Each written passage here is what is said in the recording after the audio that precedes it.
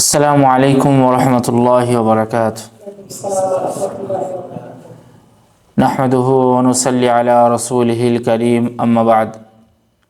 قال الله تعالى: أعوذ بالله من الشيطان الرجيم. شهر رمضان الذي أنزل فيه القرآن هدى للناس وبينات من الهدى والفرقان فمن شهد منكم الشهر فليصمه ومن كان مريضا أو على سفر فعدة من أيام أخر. وقال النبي صلى الله عليه وسلم: ما من عبد يصوم يوما في سبيل الله إلا باعد الله بذلك اليوم وجهه عن النار 70 خريفا। সম্মানিত দিনী ভাই সকল, সমস্ত প্রশংসা সেই মহান আল্লাহ তাবারাক ওয়া তাআলার জন্য,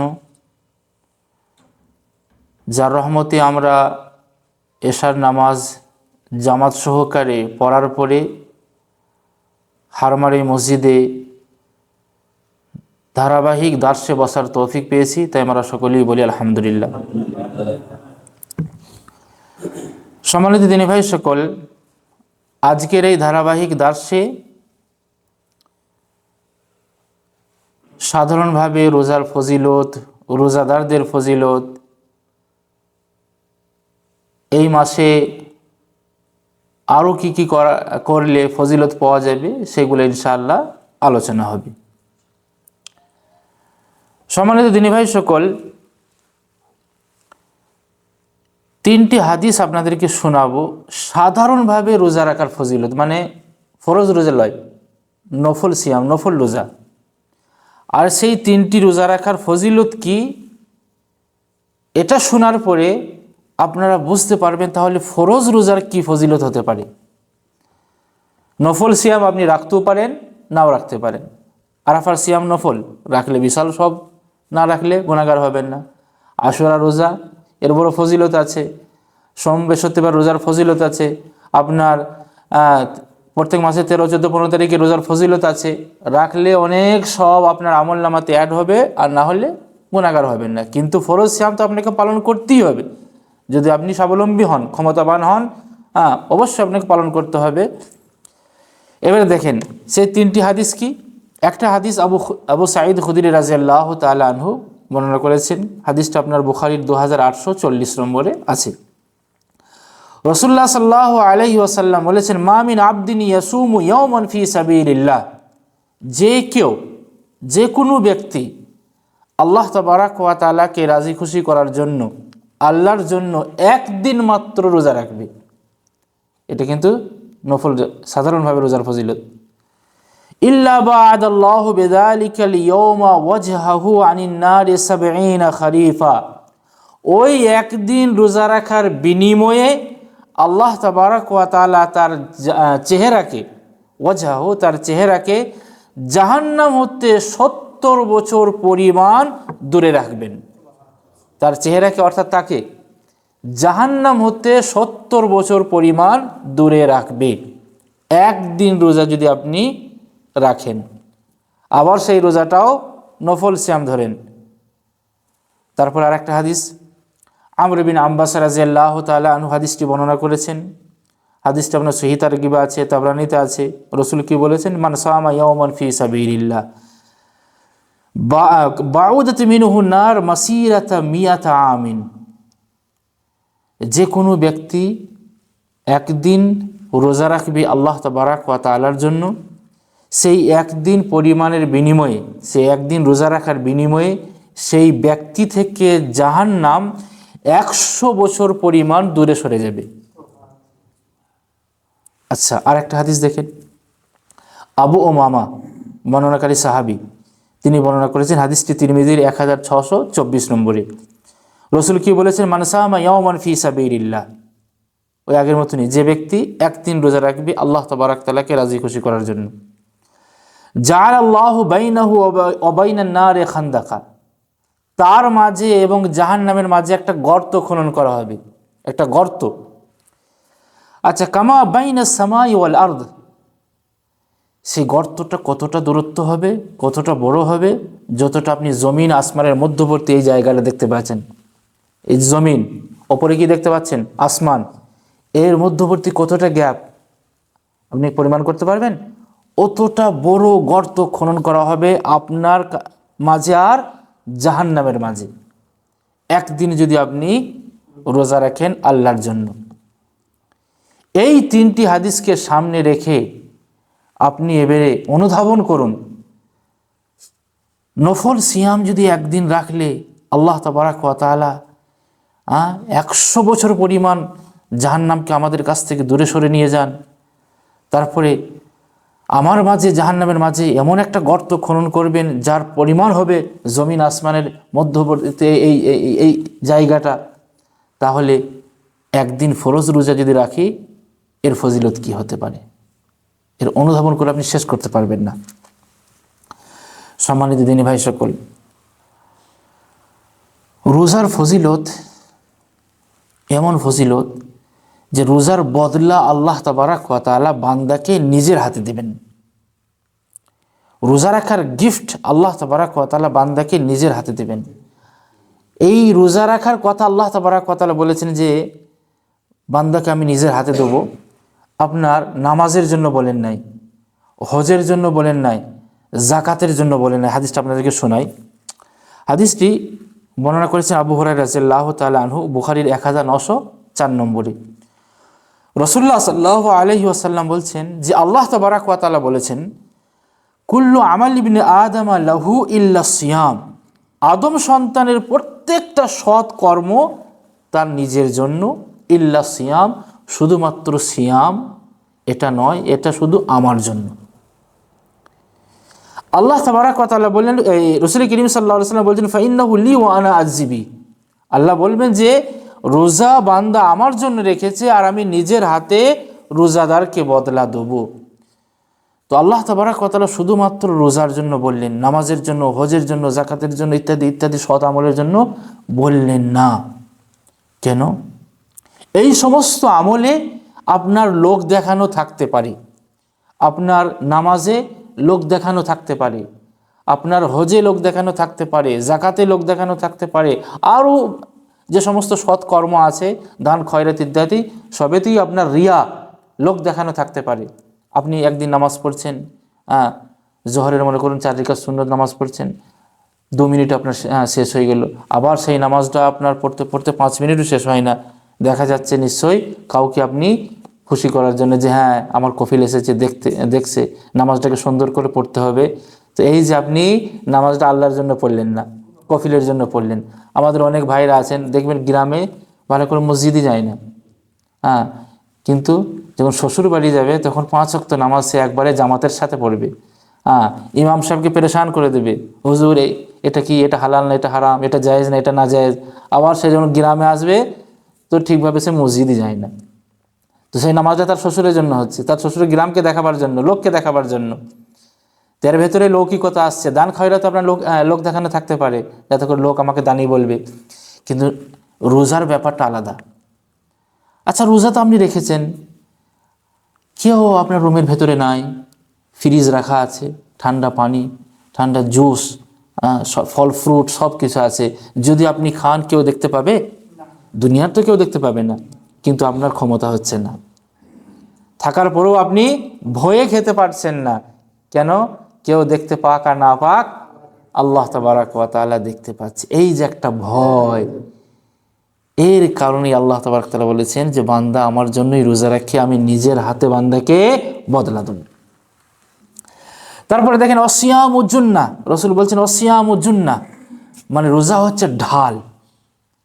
ঢাল মানে গুনাহ থেকে বাঁচার ঢাল। জুন্নার ঢাল বলা হয় যুদ্ধক্ষেত্রে যখন এক হাতে তরবারি, এক হাতে ঢাল থাকে, এক হাতে মানুষকে আঘাত করবে আর অন্য হাতে ঢাল দিয়ে প্রতিহত করবে। তো সিয়াম জুন্নাহ মানে ঢাল, আপনার গুনাহ থেকে ঢাল, আপনার গুনাহ হতে দেবে না। রোজা আপনাকে গুনাহ থেকে দূরে রাখবে। ওই কারণেই তো আল্লাহ তাবারাক তাআলা বলেছেন লাআল্লাকুম তাত্তাকুন, কেন ফরজ করা হয়েছে? যাতে করে তোমরা মুত্তাকি হতে পারো, পরেজগার হতে পারো। অন্য অন্য মাসে আপনাদের হাতে গুনাহ হতে পারে, কিন্তু রমজান মাসে রোজা রেখে আপনাদের হাতে গুনাহ হওয়ার চান্স একবারে কম আছে, যদি আপনি আল্লাহকে ভয় করে রোজা রেখে থাকেন। তারপরে দেখেন ফাইদা কানা ইয়াউমে সাওমি আহাদিকুম, যখন তোমাদের মধ্যে কেউ রোজা অবস্থায় হবে, ফালা ইয়ারফুস ওয়ালা ইয়াসখাব, সেজন্য গালিগালাজ না করে, অশ্লীল কথা না বলে, হৈ হট্টগোল না করে। ফাইন সাবাহু আহাদুন আও কাতালাহু ফালইয়াকুল ইন্নী সাইম। যদি কেউ আপনাকে গালি দেয় বা মারামারি করতে চায়, লড়াই করতে চায়, ঝগড়া করতে চায়, ফালইয়াকুল ইন্নী সাইম, রোজাদার ব্যক্তি যেন বলে, ভাই আমি রোজা রেখেছি, আমি তোমার সাথে ঝগড়া করতে চাই না। তার মানে এটা নয় যে আপনি ঝগড়া করতে পারবেন না, আপনিও বড় হিটলার। কিন্তু আপনি রোজা রেখেছেন, আপনি তাকে লজ্জায় ফেলে দিলেন যে তোমার সাথে আমি ঝগড়া করতে পারতাম, কিন্তু আমি রোজা রেখেছি, তোমার কাছে আমি ঝগড়া করতে চাই না, সে আরও লজ্জায় পড়বে। ওয়াল্লাযী নাফসু মুহাম্মাদিন বিয়াদিহি, তারপরে আল্লাহ রসুল কসম খেয়ে বলছেন যে ওই সত্তার কসম যার হাতে আমার জান আছে, লা খালুফু ফামিস সাইমি আতিয়াবু ইনদাল্লাহি মির রিহিল মিস্ক। রোজাদারদের মুখের দুর্গন্ধ, আরে দুনিয়ার লোককে কাউকে লাগুক যে আপনার মুখ থেকে দুর্গন্ধ বের হচ্ছে, কিন্তু রোজাদারদের আসল দুর্গন্ধ কি জানেন? রসুল কি বলছেন? আতিয়াবু ইনদাল্লাহি মির রিহিল মিস্ক, আল্লাহর কাছে রোজাদারদের মুখের দুর্গন্ধ আল্লাহর কাছে কি? মুশকে আম্বার থেকেও ভালো। মুশকে আম্বার কি? হরিণের নাভি থেকে যে সেন্ট বের হয়, হরিণের নাভি থেকে যে হরিণের নাভি থেকে যে সেন্ট বের হয়, এটা হচ্ছে দুনিয়ার সব থেকে একবারে উৎকৃষ্ট সেন্ট। সেই সেন্টের থেকেও রোজাদারদের মুখের ঘ্রাণ হচ্ছে আল্লাহর কাছে সুঘ্রাণ। তারপরে দেখেন লিসাইমে ফারহাতান, রোজাদারদের জন্য দুটি খুশির সংবাদ, আনন্দের সংবাদ। একটা হচ্ছে কি? ইজা আফতারা ফারিহা বিফিতরিহি, যখন তার কাছে ইফতারের সময় হয়, ইফতার নিয়ে বসে থাকে, সেই মুহূর্তটা হচ্ছে আনন্দময় মুহূর্ত। দুনিয়ার সেটা সব কিছু জিনিস দিয়ে সেটা কেনা যাবে না। আর ওয়াইদা লাকিয়া রাব্বাহু ফারিহা বিসাওমিহি, আর সে যখন রোজা অবস্থায় আল্লাহর কাছে মোলাকাত করবে, তো সেই রোজাদার ব্যক্তি রোজা নিয়ে আল্লাহ তাবারক তাআলার কাছে গর্ব করবে, আল্লাহ তোমার কাছে আমি সাক্ষাৎ করছি রোজা অবস্থায়। রোজা অবস্থায় কেউ যদি মারা যায়, সে রোজা অবস্থাতেই আল্লাহর সাথে সাক্ষাৎ করবে, আর মানুষ জানবে কিয়ামতের দিনে এই ব্যক্তি রোজা রাখা অবস্থায় মারা গেছে। সম্মানিত দিনী ভাই সকল, রোজাদারদের আর একটা ফজিলত দেখেন, জান্নাতের অনেক দরজা আছে, একটা দরজার নাম কি? আল রাইয়ান। সেই দরজাটা স্পেশালি খাস করে রোজাদার ব্যক্তিদের জন্য বানানো হয়েছে। একটা হাদিস আপনাদেরকে শোনাই, হাদিসটি বুখারীর 1896 নম্বরে আছে। সাহাল বিন সাআদ রাদিয়াল্লাহু তাআলা আনহু হাদিসটি বর্ণনা করেছেন। রাসূল কি বলছেন দেখেন, ইন্না ফিল জান্নাতি বাবান ইউকালু লাহু আর রাইয়ান, নিশ্চয়ই জান্নাতে একটা দরজা আছে, সেই দরজার নাম হচ্ছে কি? আর রাইয়ান। অনেকে আবার জান্নাত বলে দেয়, জান্নাত নয়, জান্নাতের দরজা। ইয়াদখুলু মিনহু সাইমুন ইয়াওমাল কিয়ামা, সেই দরজা দিয়ে কিয়ামতের দিনে রোজাদার ব্যক্তিরা প্রবেশ করবে, রোজাদার ব্যক্তিরা প্রবেশ করবে। লা ইয়াদখুলু মিনহু আহাদুন গায়রুহুম, রোজাদার ব্যক্তি ছাড়া ওই দরজা দিয়ে আর কেউ প্রবেশ করবে না। ইউকাল, বলা হবে, আইনা সাইমুন, কই রোজাদার ব্যক্তিরা কই? ফায়াকুমুন, সমস্ত রোজাদার ব্যক্তিরা দাঁড়িয়ে যাবে। লা ইয়াদখুলু মিনহু আহাদুন গায়রুহুম, আর কেউ রোজাদার ব্যক্তি ছাড়া আর কেউ ওই জান্নাতের দরজা দিয়ে প্রবেশ করতে পারবে না। ফাইজা দাখালু, যখন প্রবেশ করবে রোজাদার ব্যক্তিরা, উগলিকা, দরজাকে বন্ধ করে দেওয়া হবে। ফালাম ইয়াদখুল মিনহু আহাদুন, আর ওই দরজা দিয়ে অন্য কেউ প্রবেশ করতে পারবে না। এটা স্পেশালি, এটা হচ্ছে যারা রোজাদার ব্যক্তি তাদের জন্য আল্লাহ তাবারক তাআলা খাস করেছেন। অতএব সম্মানিত দিনী ভাই সকল, রোজা রাখবেন, রোজাদার ব্যক্তি হবেন, আর ওই দরজা দিয়ে ইনশাআল্লাহ প্রবেশ করবেন। সম্মানিত দিনী ভাই সকল, রোজাদার ব্যক্তিদের আর কি ফজিলত দেখেন। সামনে রমজান মাস আসছে, কয়েকটা দিন বাকি, সেখানে আমরা তো রোজা রাখবো, তার সাথে সাথে জিকির আজকার হবে, কোরআন তেলাওয়াত করবেন। কারা কারা কোরআন পড়তে জানেন? হাত তোলেন তো। কোরআন কারা কারা পড়তে জানেন? সামনে আপনারা দেখেন, আব্দুল্লাহ বিন আমর রাদিয়াল্লাহু তাআলা আনহুর একটি হাদিসটা আপনার মুসনাদ আহমদে আছে, বাইহাকিতে আছে, সহিহ তারগিবে আছে। আব্দুল্লাহ বিন আমর রাদিয়াল্লাহু তাআলা আনহু বলছেন, রাসূল করিম সাল্লাল্লাহু আলাইহি ওয়াসাল্লাম বলেছেন, আসিয়াম ওয়াল কুরআন, ভালো করে শুনবেন, আসিয়াম ওয়াল কুরআন ইয়াশফাআন লিল আবদি ইয়াওমাল কিয়ামা। সিয়াম অর্থাৎ রোজা এবং কোরআন কিয়ামতের দিনে বান্দার জন্য সুপারিশ করবে। কি করবে? সুপারিশ করবে। ইয়াকুলু সিয়াম, সিয়াম বলবে, এই রব, হে আমার প্রভু, মানাতু তাআম ওয়াশ শাহাওয়াত বিন নাহার, হে আমার প্রভু, এই ব্যক্তিকে আমি খাওয়া দাওয়া থেকে, দিনের বেলাতে খাওয়া দাওয়া থেকে এবং স্ত্রী সহবাস থেকে দূরে রেখেছিলাম। রোজার কারণেই তো আপনি খাওয়া দাওয়া করতে পারেন না দিনের বেলাতে, রোজার কারণেই তো আপনি স্ত্রী সহবাস করতে পারেন না। ফাশাফিনি ফি, আমার সুপারিশ এই ব্যক্তির জন্য কবুল করো। তারপরে দেখো, ওয়ায়াকুলুল কোরআন, কোরআন কি বলবে? আরে আমরা তো সারা বছর কোরআন তাকে রেখে দিই, রমজান মাস আছে তখন পড়ি। অনেক ব্যক্তির, অনেক ভাইরাস ডিউটির কারণে ডিউটিকে এত প্রাধান্য দেয় যে ডিউটির কারণে কোরআনকেও সেই রমজান মাসও ভুলে যায়। ওয়ায়াকুলুল কোরআন, কোরআন কি বলবে? মানাতু নাওমা বিল্লাইল, হে আমার প্রভু, এই ব্যক্তিকে রাতের বেলায় ঘুমাতে আমি দিই নাই, না ঘুমিয়ে আমার তেলাওয়াত করেছে, কোরআনের তেলাওয়াত করেছে। ফাশাফিনি ফি, অতএব এই ব্যক্তির জন্য আমার সুপারিশকে তুমি কবুল করো।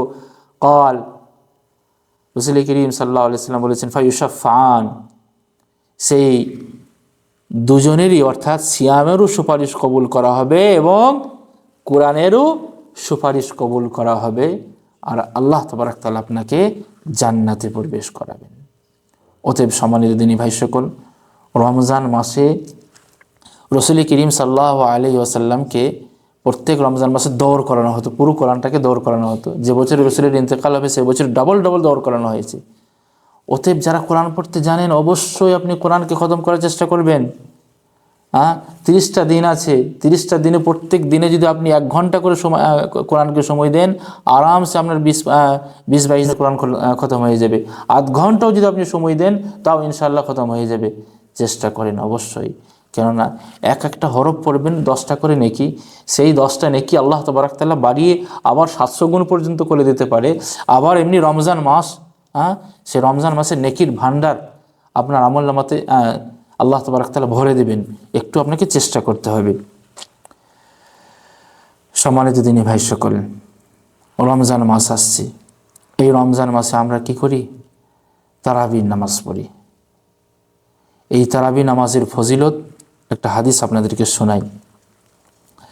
যেভাবে গত দার্সে আমরা শুনেছিলাম, মান সামা রমাদানা ঈমানান ওয়া ইহতিসাবান গুফিরা লাহু মা তাকাদ্দামা মিন যামবি, যে ব্যক্তি ঈমানের সাথে সওয়াবের আশায় রমজান মাসের সিয়াম পালন করলো, আল্লাহ তাবারক তাআলা তার আগের সমস্ত ছোটখাটো গুনাহ মাফ করে দিলেন। এই হাদিসটা দেখেন কিয়ামে রমাদানের ব্যাপারে, রমজানে তারাবি নামাজের ব্যাপারে। আবু হুরায়রা রাদিয়াল্লাহু তাআলা আনহু হাদিসটি বর্ণনা করেছেন। হাদিসটি আপনার বুখারীতে আছে, বুখারীর 37 নম্বরে। রাসূল করিম সাল্লাল্লাহু আলাইহি ওয়াসাল্লাম কি বলেছেন? মান কামা রমাদানা, আগের হাদিস ছিল মান সামা, এখানে হচ্ছে মান কামা। মান কামা রমাদানা ঈমানান ওয়া ইহতিসাবান গুফিরা লাহু মা তাকাদ্দামা মিন যামবি, যে ব্যক্তি রমজান মাসে কিয়াম পড়বে অর্থাৎ তারাবির নামাজ পড়বে ঈমানের সাথে সওয়াবের আশায়, আল্লাহ তাবারক ওয়া তাআলা তার আগের সমস্ত গুনাহকে মাফ করে দিবেন। রাসূল করিম, আবু হুরায়রা রাদিয়াল্লাহু তাআলা আনহু থেকে আরেকটা হাদিস বর্ণনা আছে যে রাসূল করিম সাল্লাল্লাহু আলাইহি ওয়াসাল্লাম মানুষকে উদ্বুদ্ধ করতেন, যদিও এটা ওয়াজিব নয়, সুন্নাতে মুআক্কাদা, তারপরেও রাসূল করিম সাল্লাল্লাহু আলাইহি ওয়াসাল্লাম মানুষকে উদ্বুদ্ধ করতেন যে রমজান মাসে তোমরা কিয়াম করো, কিয়ামুল লাইল তারাবি নামাজ পড়ো। এবং বলতেন, তারপরে হাদিসটা বলতেন, যে ব্যক্তি রমজান মাসে কিয়ামুল লাইল আদায় করবে ঈমানের সাথে সওয়াবের আশায়, তার আগের সমস্ত গুনাহকে মাফ করে দেওয়া হবে। এবারে আসি, রমজান মাসে আমরা কত রাকাত পড়ব? একটা হাদিস আপনাদেরকে শোনাই, তারপরে ব্যাখ্যায় আসবো। বুখারীর 1147 নম্বর হাদিস। হাদিসটি বর্ণনা করেছেন কে?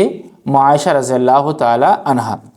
মা আয়েশা বলছেন, মা কানা রাসূলুল্লাহ সাল্লাল্লাহু আলাইহি ওয়াসাল্লাম ইয়াজিদু ফি রমাদানা ওয়ালা ফি গায়রিহি আলা 11 রাকাআ। রাসূলুল্লাহ সাল্লাল্লাহু আলাইহি ওয়াসাল্লাম রমজানে এবং অন্যান্য মাসে 11 রাকাতের বেশি পড়তেন না বেতের নামাজকে নিয়ে। সুন্নাতে মুআক্কাদা এবং স্পষ্ট সুন্নাত এটাই, কিন্তু রাতের নামাজ ওপেন, সালাতুল লাইলে মাসনা মাসনা, রাতের নামাজ 2 রাকাত, তারপরে যখন ফজর হওয়ার আশঙ্কা হবে তখন তুমি বেতের নামাজ পড়ে নাও। সুন্নত কিন্তু এটাই। বাকি রাতের নামাজ আপনি শুধু 20 কেন 40ও পড়তে পারেন। হ্যাঁ, 20-এর ভেতরে আটকে দিলে সেটাও এক প্রকার কি বলে খামখেয়ালি হবে, সুন্নত পরপন্থী কাজ হবে। রাতের নামাজ অঢেল নামাজ, আপনি সারা সারা রাত পড়েন, কিন্তু সুন্নত যদি আপনি আদায় করতে যান, এটাই হচ্ছে আকরাব মিনাস সুন্নাহ, মানে হাদিসের একবারে নিকটবর্তী। অতএব ইনশাআল্লাহ আমরা সুন্নতকে ফলো করব এবং কিয়ামুল লাইল অবশ্যই আমরা আদায় করব। রমজান মাসে আমাদের অনেক ভাইরা 2-1 দিন আবাস পড়াইলে তারপর পুরো রমজান এশার নামাজ পড়েই চলে যায়। না, রমজান মাসে আপনি নেকি কামান, আপনি সব কামান, কেন আপনি ছাড়বেন? 2-4 দিন এদিকে ওদিকে হলো সে কথা আলাদা, কিন্তু প্রত্যেক দিনে আপনি এশার সাথে তারাবি নামাজ পড়ার চেষ্টা করুন এবং আপনার আমল নামাতে নেকিকে উপার্জন করার, আমল নামাতে অ্যাড করার সুযোগ খুঁজুন। শুধু কিয়ামুল লাইল নয়, কিয়ামুল লাইল ছাড়া আরও ভালো ভালো কাজ করে রমজান মাসে অল্প কাজ করবেন, বিশাল নেকি রমজান মাসে ইনশাআল্লাহ পাবেন। আল্লাহ তাবারক ওয়া তাআলা আমাদেরকে তৌফিক দান করুন, আমরা যেন ভালোভাবে রোজা পালন করতে পারি এবং পুরো রমজান মাসে তারাবির নামাজ পড়তে পারি। আল্লাহ তুমি আমাদেরকে সেই তৌফিক দাও। ওয়া আখিরু দাওয়ানা আনিল হামদুলিল্লাহি রাব্বিল আলামিন। আসসালামু আলাইকুম ওয়া রাহমাতুল্লাহি ওয়া বারাকাতুহু। সকলকে অসংখ্য ধন্যবাদ ভিডিওটি দেখার জন্য। সকলেই ভিডিওটি দেখবেন, শেয়ার করবেন এবং যেটা আমাদের দাওয়াতি চ্যানেল দাওয়া আল মাজমা, এই চ্যানেলটিকে সবাই বেশি বেশি করে সাবস্ক্রাইব করবেন, যাতে করে আমাদের সমস্ত ভিডিও যা কিছু আমরা রেকর্ডিং করব, আপলোড করব, আপনাদের কাছে যাতে করে তাড়াতাড়ি পৌঁছে যায়।